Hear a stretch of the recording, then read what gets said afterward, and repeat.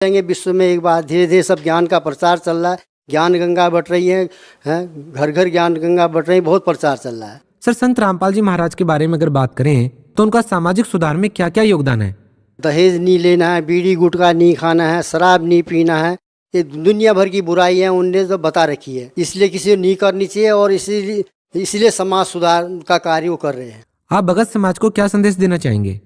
भगत समाज को क्या संदेश देंगे हम कि आप सद्भक्ति करें, जो वेदों के अनुसार परमात्मा गुरु जी वो ज्ञान बताते हैं, वो ज्ञान गंगा पढ़ो और अपना उद्धार करो, नाम दान लो। जी बहुत बहुत धन्यवाद। सच। दर्शकों, अभी आपने सुने संत रामपाल जी महाराज से दीक्षा प्राप्त करके सुखी हुए भक्त के अनुभव। अब देखिए जगत गुरु तत्वदर्शी संत रामपाल जी महाराज के मंगल प्रवचन। आप जी को वो परमात्मा के जो ग्रंथ हैं, उन सदग्रंथों का गूढ़ ज्ञान आप तक पहुंच रहा है। इसके लिए सहयोगी सिद्ध हुआ है ये वर्तमान के भौतिक उपकरण, जैसे टीवी चैनल हैं, प्रोजेक्टर है, मोबाइल बना दिए। मोबाइल की जो खोज है ये परमात्मा की दी हुई है आपके लिए। ऐसी सुविधा आपको दे दी पुण्यात्माओं, जेब में डाल कर मोबाइल और लगा कर मंत्र और कान में लगा दे लीड, ना तो साथ वाले ने पता यू करके रहा है, ना कोई डिस्टरबेंस हो। तो इस मन पापी को परमात्मा के चरणों में लगाए रखे, कभी सत्संग सुने, कभी मंत्र करे, कभी सुबह शाम दोपहर की वो नित्य नियम वो साधना करे, तो पूरा जीवन आपका, पूरा दिन एक बहुत अच्छे शेड्यूल के आधार से चलेगा। जो समय हम बर्बाद किया करते ताश खेल के, हुक्का पी के, गप्पे मार के, इधर उधर की बकवाद बतला के या फिल्म देख करके, वो मनुष्य जीवन का कार्य नहीं है, भक्तों का काम नहीं है। विद्यार्थी को नहीं चाहिए ऐसी बकवाद करनी। तो आप विद्यार्थी हैं, परमात्मा पाने वाले, मोक्ष कराने वाले विद्यालय में आपका प्रवेश है और आपका सिलेबस भी भिन्न होता है। अन्य जो साधना नहीं करते, जो विद्यार्थी जो स्कूल में नहीं आते विद्यालय में, उन व्यक्तियों, उन बच्चों से हटकर विद्यार्थी की सारी क्रियाएं होती हैं। तो विद्यार्थी ने अपने विद्यार्थी वाले काम ही करने चाहिए, आम बच्चों की तरह उसने अपना समय व्यर्थ नहीं करना चाहिए। और जो साधना कर रहे हैं, सत साधना नहीं करते वो प्राणी, वो बहुत विचलित है। और जब ये तत्व ज्ञान होता है उस समय पता चलता है कि सचमुच हम जो साधना कर रहे थे वो ठीक नहीं थी। कोई भी जैसे नकली और असली की, ओरिजिनल एंड डुप्लीकेट की पहचान उसी समय होती है जब दोनों साथ साथ हों। तो पुण्यात्माओं, जितने भी ये महापुरुष हुए हैं वर्तमान के कलयुग के, उनके अनुभव की बुक, उनके अनुभव के प्रवचन डीवीडी और साथ में सदग्रंथों के गुण रहस्य, और जिनको परमात्मा मिले उन महापुरुषों का अपना अनुभव, उन दोनों को दास ने आप सबको रूबरू कर दिया, दोनों साथ साथ दिखा दिए, जिस कारण से आप जी ने ओरिजिनल और डुप्लीकेट को साथ साथ रखा होने से जल्दी पहचान लिया। और जिसका परिणाम ये निकला है कि आप उस काल के ग्रुप से निकल आए, जो पुण्यात्माएं वहां से निकल आए हैं। तो आपका बहुत बड़ा सौभाग्य है कि आपको यह बात समझ में आ गई। नहीं तो जो भी जहां पर लगा है वहां एक ऐसा सर्कल बना रखा है काल भगवान ने, बहुत वर्षों से इकट्ठे एक स्थान पर आ रहे हैं, जा रहे हैं, एक ग्रुप बन जाता है। और एक व्यक्ति वहां से निकलना चाहता है तो दूसरे टांग पकड़ते हैं, उसको हर तरह से व्यंग कसते हैं, उसके बाधा करते हैं। लेकिन ये ज्ञान समझ में आने के बाद आप सब बंधनों को तोड़कर यहां पहुंच जाओगे। और वही व्यक्ति ऊपर उठा है जिसने संसार की झूठी मर्यादाओं को तोड़ दिया है, उनका परित्याग कर दिया। तो पुण्यात्मा परमात्मा की भक्ति करने के लिए मनुष्य जीवन प्राप्त होता है, और मनुष्य जीवन प्राप्त करके जो भक्ति नहीं करते वो अपना जीवन नाश कर रहे हैं। उनका जीवन ऐसा बताया है जैसे कबीर साहब कहते हैं कि जो भक्ति नहीं करते वो ऐसे मानव शरीर है उनका जैसे किसी ने कुआं बनवा दिया और उसमें पानी सूख गया, खत्म हो गया, जल नहीं है, तो उसका नाम भले ही कुआं है लेकिन उसमें गुण कुएं के नहीं है। ठीक इसी प्रकार जो मानव शरीर प्राप्त करके भक्ति नहीं करते, धर्म पुण्य नहीं करते, उनका नाम मनुष्य अवश्य है लेकिन काम मनुष्य के नहीं। तो मानव शरीर का मूल कर्तव्य है परमात्मा की भक्ति करना, धर्म पुण्य करना, किसी की आत्मा नहीं दुखावे और परमार्थ के काम गणे करे, तो वो मानव शरीर है। और पशु की तरह छीना झपटी करना, दाव लगाए रहना, किसी को कहीं से रिश्वत लेने के लिए, कहीं से मिलावट करके धन कमाने के लिए, कहीं पर 100 प्रकार की झूठ बोल के एक रोजी रोटी के लिए कर्म बिगाड़ता है, तो मानव के कर्म नहीं, वो तो एक पशु जैसे कर्तव्य है और शैतान जैसे कर्म है। तो वो भक्तों के काम के नहीं होते, उनको सुधार करो। परमपिता परमात्मा ने आकर के ये ज्ञान दिया है, पुण्यात्माओं आपके जो जनक हैं, आपके जो हमदर्द हैं, वो कबीर परमेश्वर है और वो आपके लिए बार बार यहाँ आते हैं, लेकिन अज्ञान के कारण हम उनको पहचान नहीं पाते, क्योंकि काल के दूत अनगिन हमारे अंग संग रहते। एक तो पुण्यात्माओं आपके कुछ दिनों में समझ में आ जाएगी कहानी, जो पुराने भक्त हैं उनको तो पता लग चुका है कि विश्व के अंदर सतलोक आश्रम के अतिरिक्त कहीं पर सत्साधना नहीं है, यथार्थ ज्ञान भक्ति का नहीं है। और जो पुण्यात्मा यहाँ से वंचित हैं तो दुर्भाग्य है उनका, वो अपना जीवन नष्ट कर रहे हैं। जिस दिन वो यहाँ पहुंचेंगे उनको पता चलेगा कि सचमुच हम बहुत गलत जगह फंस गए थे। अब जो पुण्यात्माएं वहां से निकल कर आ रहे हैं, अब रो रहे हैं। कोई कहता मैंने 20 वर्ष खो दिए, कोई कहता मैंने 40 वर्ष बर्बाद कर दिए। अब उनको कैसे संतुष्टि होगी उस गए जीवन की? लेकिन उनके लिए दास प्रार्थना करता है। कबीर साहब ने ऑप्शन बता रखा, उसका भी विकल्प है।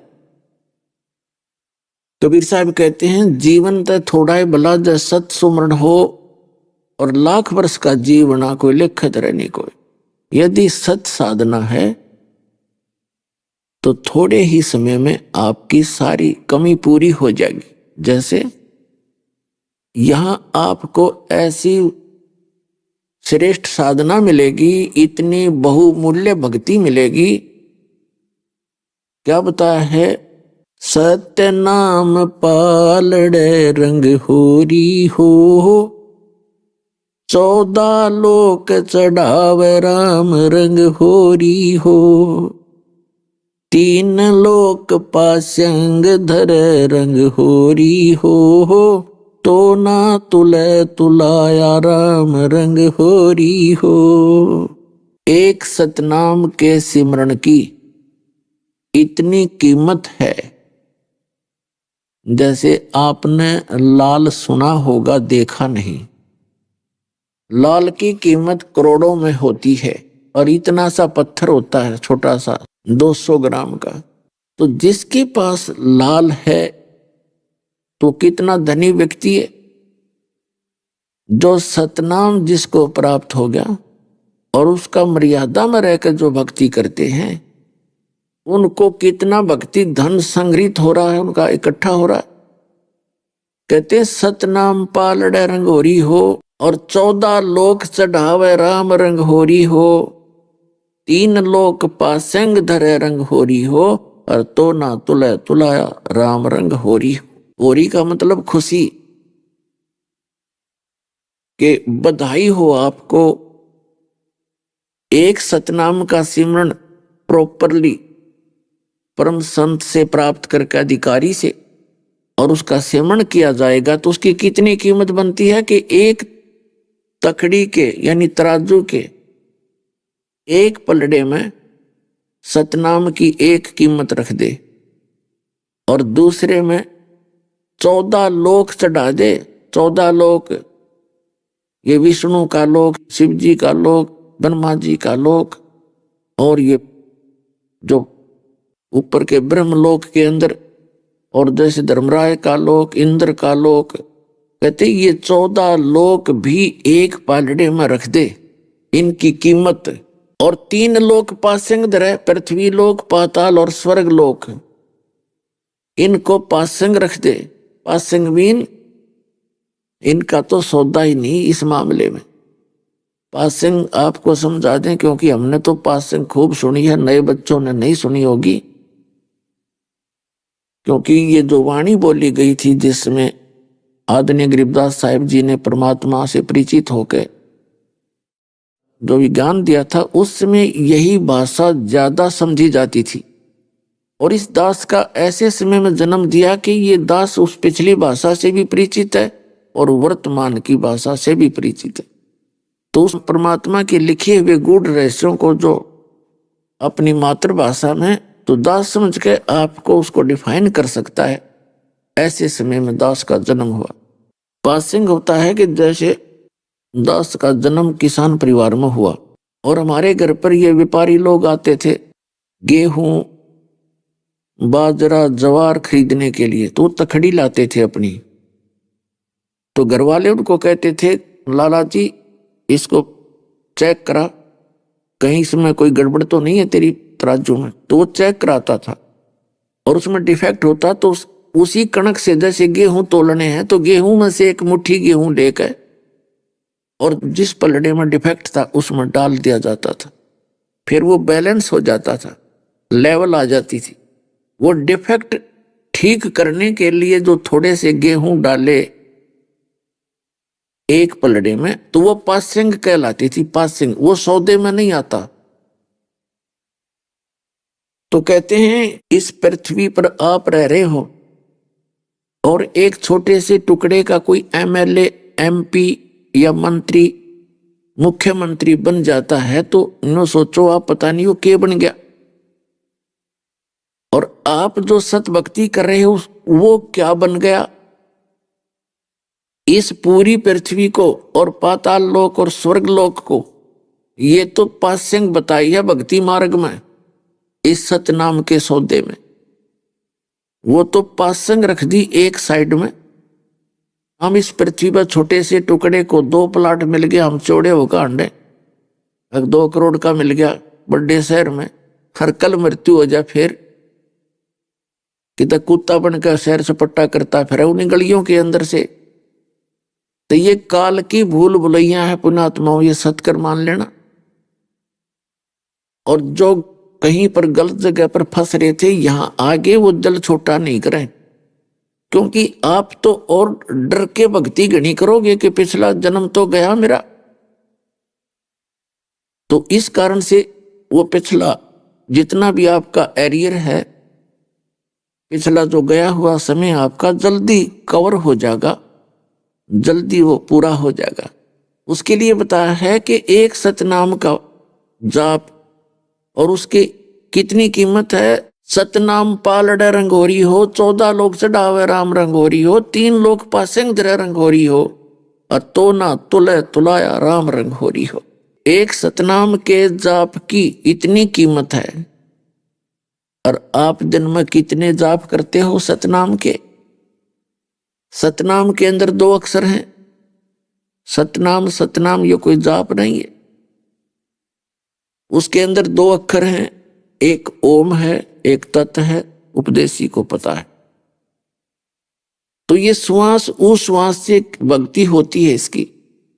यदि हम वैसे मौखिक मानसिक जाप करते हैं और श्वास के द्वारा एक बार करते हैं, 1000 बार तो आप मानसिक जाप कर लो, मन मन में जो जाप करते हैं, और एक बार श्वास उस श्वास से गुरु से लेकर के पूरे गुरु से, नकलियों से नहीं काम करेगा।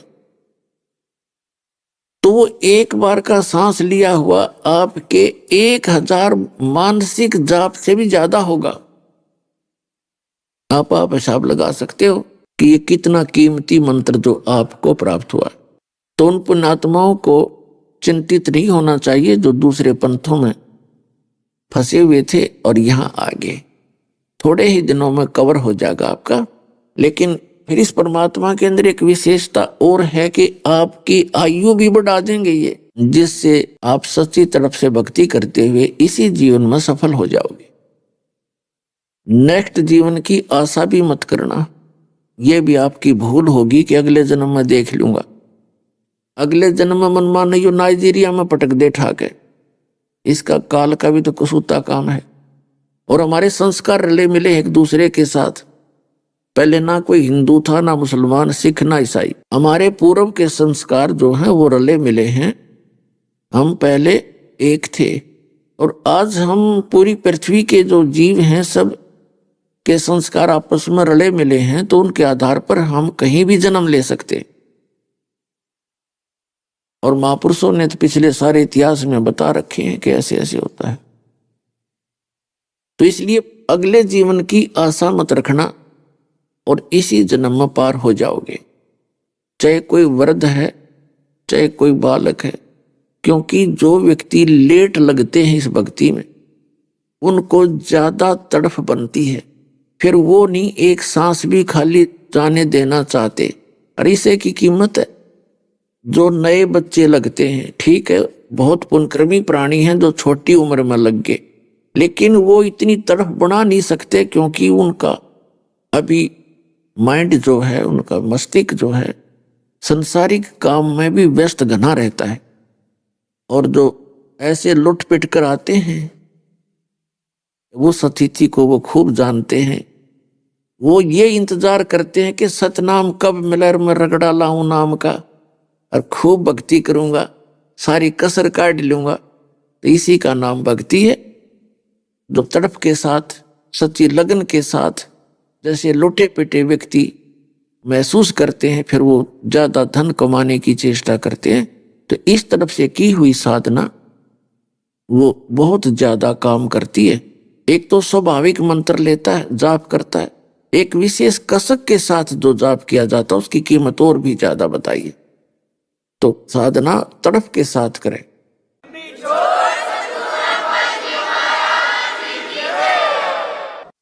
अपने आत्मा, हम सभी यहाँ काल के जाल में फंसे हुए हैं और हम अपनी परंपरागत क्रियाओं को सही मान रहे होते हैं। क्योंकि हम जब भी देखते हैं या सुनते हैं अपने कुल के लोगों से, धर्म के लोगों से, तो हम अपने इस संसारिक और अपने गृहस्थ आश्रम के ही विषय में अधिक जानकारी प्राप्त करते हैं और उसमें हम व्यस्त हो जाते हैं। वो परमात्मा आता है, फिर हमें याद दिलाता है। अपने आत्मा जैसे बच्चा माँ के गर्भ के अंदर होता है तब तो उसको पूर्ण ज्ञान होता है कि अब मेरा जाने के बाद संसार में क्या कर्तव्य है, मुझे कैसे साधना करनी चाहिए और पीछे मैंने कितनी गलतियां की, कितने मनुष्य जीवन नष्ट किए, वो उसको पूरे दिखाई देते हैं। उस समय तो पूरी तरफ में होता है कि किसी प्रकार एक बार बाहर निकलूं माँ के गर्भ से और फिर भक्ति करा करूंगा। और बार आते इस काल ने ऐसी व्यवस्था कर रखी है जिसके 3 गुण हैं। एक रजगुण युक्त ब्रह्मा जी, सतगुण युक्त विष्णु जी, तमगुण युक्त शिव जी। ये इस काल के पुत्र हैं। यहाँ का जो भगवान है जिसको ऋषि लोग ब्रह्म कहते हैं और संतों ने उसे काल कहा है, इसका राज्य है ये 21 ब्रह्मांड। 21 ब्रह्मांड का शासक है ये, 21 ब्रह्मांड का प्रभु है, स्वामी है। और वो पूर्ण परमात्मा असंग ब्रह्मांड का मालिक है। यहाँ का जो लोक है, यहाँ जन्म और मृत्यु सदा बनी रहेगी और यहाँ केवल जैसा कर्म प्राणी करेगा वैसा ही फल मिलेगा, दोनों भोगने पड़ेंगे। यहाँ पशु पक्षियों की योनि भी कंपलसरी है, सबको मिलेगी। लेकिन पूर्ण परमात्मा सत्य पुरुष की साधना करने से आपका सदा के लिए छुटकारा हो जाएगा और वो स्थान मिलेगा जहां कभी दुख नहीं होता और पुनः जन्म मृत्यु वहां नहीं होती। तो उस ज्ञान को देने के लिए परमात्मा स्वयं आते हैं, उस ज्ञान को बताने के लिए परमेश्वर को स्वयं आना पड़ता है, क्योंकि ये काल भगवान सभी प्राणियों को मिसगाइड करके भ्रमित करके रखता है। जो अच्छी आत्माएं होती हैं उनको गुरु पद पर बैठा देता है ये कोई भी कारण बनाकर, और वो पुण्यकर्मी होती है, उनके पिछले जन्म के संस्कार बहुत अच्छे होते, जिस कारण से वो चाहे सारी उम्र झूठ बोलें, सारी उम्र कुबद करें और कितना ही पाप इकट्ठा करें तो भी उनको कोई हानि नहीं होती दिखती, और उनके कुछ वचन में भी शक्ति होती है। वो पूर्व जन्म की बैटरी उसकी चार्ज है, भविष्य में वो अपने कर्म फोड़ रहा है, फिर उनको इकट्ठा ही ऐसा नरक में डाला जाएगा जो परमात्मा के बच्चों को भगवान से दूर रखने का काम कर रहा है, जो नकली गुरु बनके। तो वो सबसे बड़ा अपराधी है भगवान की दृष्टि में, कबीर साहब की दृष्टि में। ये काल क्या करता, अच्छी आत्माओं को सेलेक्ट कर लेता है, उनको भ्रमित करता है, फिर वो प्रभु पाक जाते हैं 100 200 1000 2000 जिसके चेले हो गए। और भाव चेलों का भाव तो श्रद्धालुओं का तो विद्यार्थी का भाव तो विद्यार्थी वाला ही होता है, यानी भक्तों का भाव भक्तों वाला ही होता है। वो तो उस जो गुरु पद पर बैठा है वो अकलहीन प्राणी, उसको भी गुरु मानकर संत मानकर श्रद्धा से उसकी सेवा करते हैं, उसको दक्षिणा देते हैं। वो अपने भी कर्म फोड़ रहा है और उन पुण्यात्माओं को बर्बाद कर रहा है जो भक्ति के लिए निकले थे। तो इतना बड़ा अपराधी इस पृथ्वी पर और दूसरा व्यक्ति नहीं हो सकता जो झूठा गुरु है भगवान के दरबार। तो पुण्यात्मा उस ज्ञान को देने के लिए परमेश्वर स्वयं आते हैं। और ऋग्वेद मंडल नंबर 9 सूक्त नंबर 86 और मंत्र नंबर 26 और 27 में, ऋग्वेद मंडल नंबर 9 सूक्त 82 मंत्र 1 2 3 में, ऋग्वेद मंडल नंबर 9 सूक्त 20 मंत्र 1 में, ऋग्वेद मंडल नंबर 9 सूक्त 54 मंत्र 3 में, ऋग्वेद मंडल नंबर 9 सूक्त 94 के मंत्र 1 में, ऋग्वेद मंडल नंबर 9 सूक्त 95 के मंत्र नंबर 2 में, ऋग्वेद मंडल नंबर 9 सूक्त 96 यानी 96 के मंत्र 16 से लेकर 20 तक और भी अनेक स्थानों पर यह प्रमाण है कि वो परमात्मा ऊपर के लोक में रहता है। वो देखने में राजा के समान है, सिंहासन पर विराजमान है, सिर पर मुकुट है, ऊपर छत्र है, बहुत बड़ा गुम्बद उसका बना हुआ है राजमहल की तरह। वहां वो परमात्मा विराजमान है और यहाँ अच्छी आत्माओं को मिलता है, ज्ञान देने के लिए आता है, वहां से गति करके आता है, वो चल कर आता है। और यहाँ पर वो कवियों की तरह आचरण करता है, अपनी वाणी को जैसे लोकोक्तियों के माध्यम से यानी पद्य भाग में उच्चारण करता है, कवियों की तरह आचरण करता हुआ घूमता फिरता है, वाणी के द्वारा बोल बोल कर ज्ञान सुनाता है। तो अच्छी आत्माओं को मिलता है वो परमात्मा ही होता है। तो किन किन को मिला था? आदरणीय धर्मदास साहिब जी को, आदरणीय मुल्कदास साहिब जी को, आदरणीय नानक साहिब जी को, आदरणीय दादू साहिब जी को, आदरणीय गरीबदास साहिब जी, गांव छुडानी, जिला झज्जर, हरियाणा वाले को। क्योंकि गरीबदास नाम के काफी संत हुए हैं, इसलिए विशेष इनके लिए ये बताना पड़ता है। आदरणीय गीसा दास साहिब जी, गांव खेखड़ा, जिला मेरठ, उत्तर प्रदेश वाले को, इन महापुरुषों को परमात्मा मिले थे स्वयं आकर के और इनको ज्ञान दिया था। उन्होंने फिर अपनी अमृतवाणी में उन परमात्मा के एफिडेविट लिखे, उनको परमात्मा सचखंड लेकर गए, सतलोक, जहां वो मालिक रहते हैं, जहां हम सभी रहा करते थे, जहां वो परमात्मा रहते हैं और जहां आप सभी वहां रहा करते थे।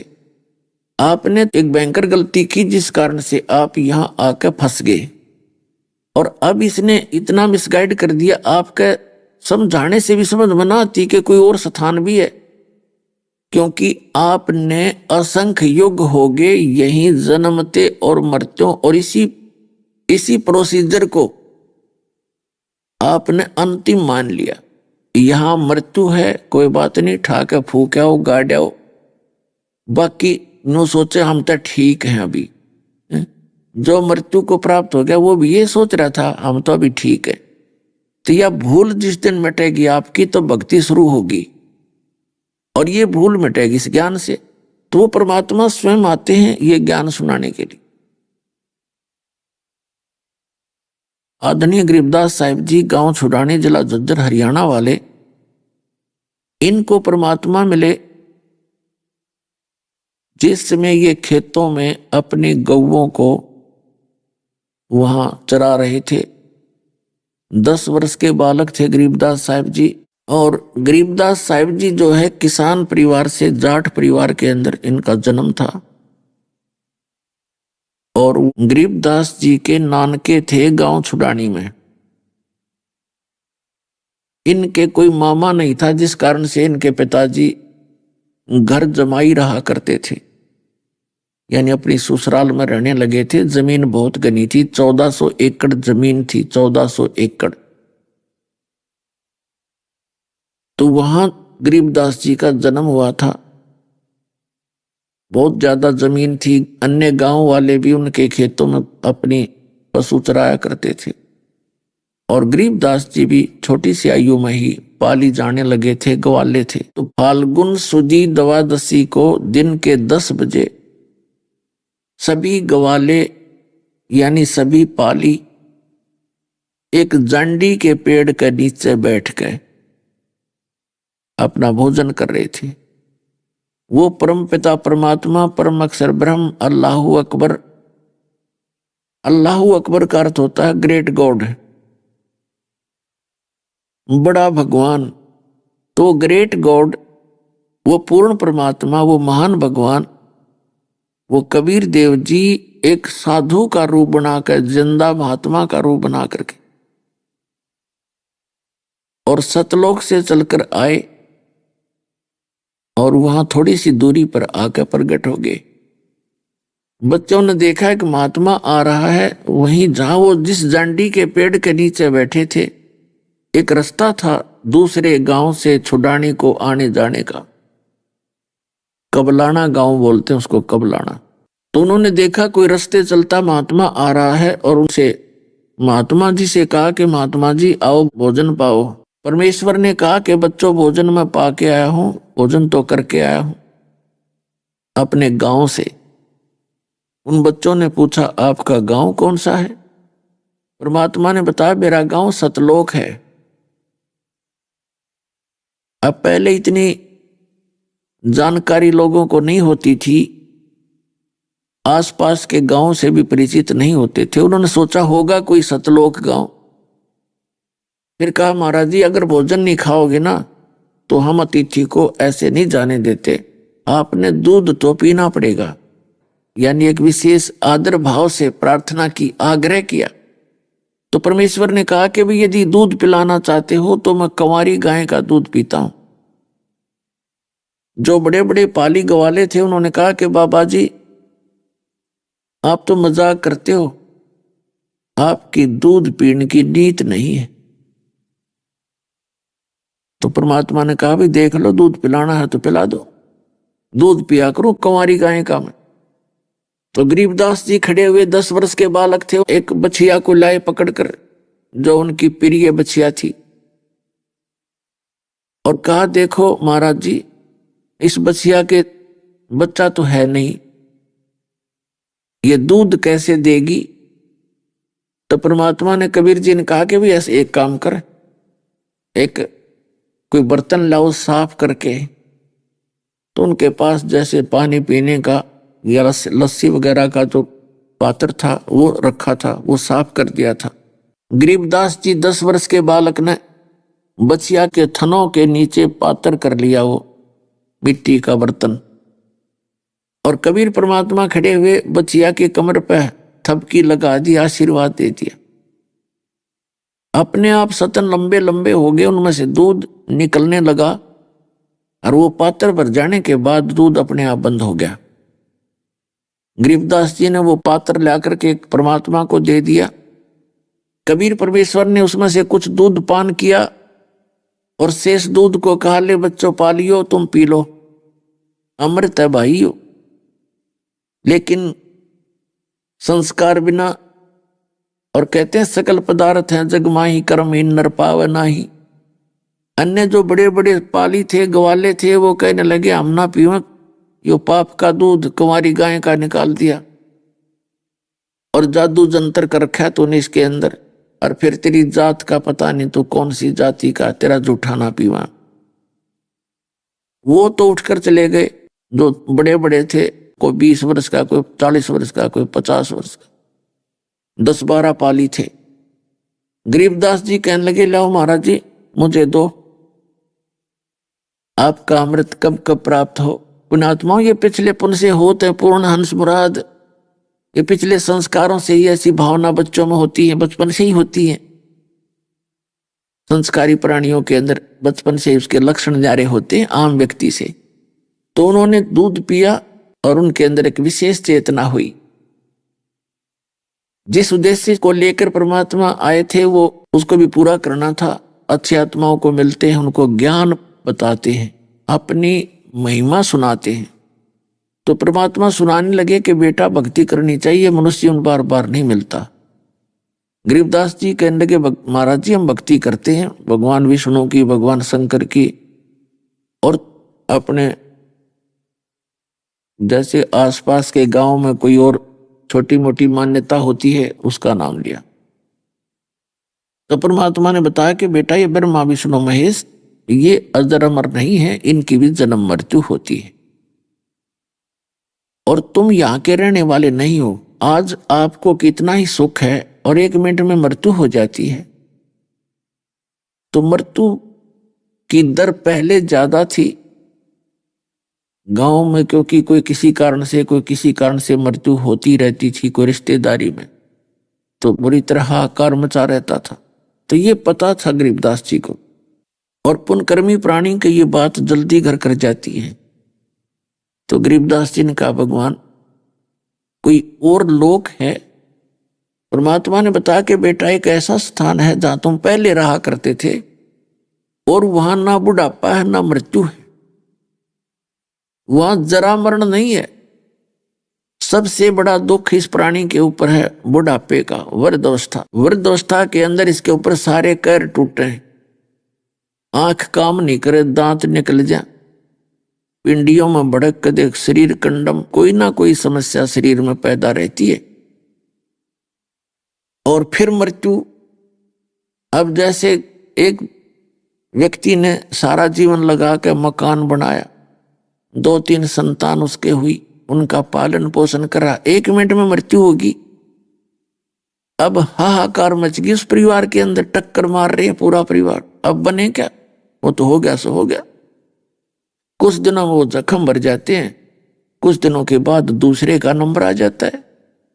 तो परमात्मा ने यहां बताया कि जिस लोक में तुम रह रहे हो गरीबदास, ये काल कसाई का लोक है और इसने तुम्हें इसलिए पाल रखा है जैसे कसाई बकरे पालता है और उनके लिए सुविधा पूरी उपलब्ध करवाता है। वो जैसे जो कसाई बहुत ज्यादा जिसकी सेल होती है मांस की, तो वो बहुत घने बकरे ला करके रखता है और एक बहुत बड़ा अरेंजमेंट करता उनके लिए। पहले उसको बाड़ा कहा करते थे, चारों तरफ एक इनके कांटेदार झाड़ियों की चारों तरफ उसकी बाड़ बनाया करते थे, बाउंड्री, और उसके अंदर बकरों को रोका जाता था। उसी में घास भी होता था, 5-7 एकड़ में झाड़ बोझड़े होते थे जिनमें वो अपने आप चरते रहते थे।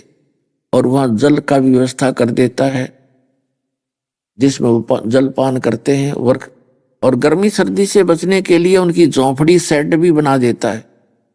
तो इस सुविधा को देखकर वो भोले जो पशु हैं, बकरे और बकरियां, वो ये महसूस करते हैं, क्योंकि आत्मा सबकी महसूस करती है, अच्छे और बुरे को। तो ये सोचते हैं कि ये जो हमारा मालिक है ये कितना दयालु है, हमारे लिए कितनी सुविधा कर रखी है और कितना घास फूस का सारी व्यवस्था है, जल की व्यवस्था है, गर्मी सर्दी से बचने के लिए हमारे लिए शेड बना रखा है। तो वो बड़े खुश होते हैं, बड़ी उसकी प्रशंसा करते हैं। और जब वो कसाई आता है उनके पास, तो उसको प्यार देने के लिए उसके चारों तरफ झूम जाते हैं कि इस व्यक्ति ने हमें कितना अच्छी सुविधा दे रखी है। और वो ऐसे उनको चेक करता है, वो देखता है किसमें कितना मांस हो गया, कितने किलो का बिकेगा यू, और वो करते हैं प्यार उसको जीभ से चाट चाट के एक अच्छा नेक व्यक्ति मान के। तो पुण्यात्माओं, परमात्मा ने हमें बताया कि उस समय उनकी बुद्धि काम नहीं करती, जब वो शाम के समय उनमें से निकालता है, किसी का बेटा मरो चाहे किसी की बेटी मरो, चाहे माँ मरो चाहे बाप मरो, वो नहीं देखता कुर्सी का क्या इकट्ठा आ रहा है। उसने तो डंडी लेकर मोटे मोटे छांट लेने हैं और वहां जाकर कड़च करना ही करना है। तो उस समय उनकी बुद्धि काम नहीं करती कि यही आदमी कितना आपको दिखा नेक, और किसी की बेटा मार काट दिया, किसी की बेटी काट दी, किसी की माँ बाप दोनों ही आंख ले गया। तो वहां बुद्धि उनकी नहीं जावे थी, यू करे के है इनका। तो पुण्यात्मा, यहां आप देख रहे हो किसी का बेटा मर गया, किसी की बेटी मर गई, पूरा परिवार का परिवार नाश हो जाता है, और बाकी बचे वे दूसरे परिवार के या उसी परिवार के सदस्य अपने आप को सुरक्षित समझते हैं। तो परमात्मा कहते हैं यह भूल है आपको पता ही नहीं है कि प्रोसेस का, ये क्यों मर रहे हैं, क्यों जन्म दे रहे हैं, हमारे लिए ये क्या व्यवस्था कर रखी है। अभी आपने सुने संत रामपाल जी महाराज के मंगल प्रवचन। आइए अब सुनते हैं संत रामपाल जी महाराज से नाम दीक्षा लेकर सतभक्ति करके अद्भुत लाभ प्राप्त करने वाले अनुयायी के विचार। मनुष्य अपने जीवन में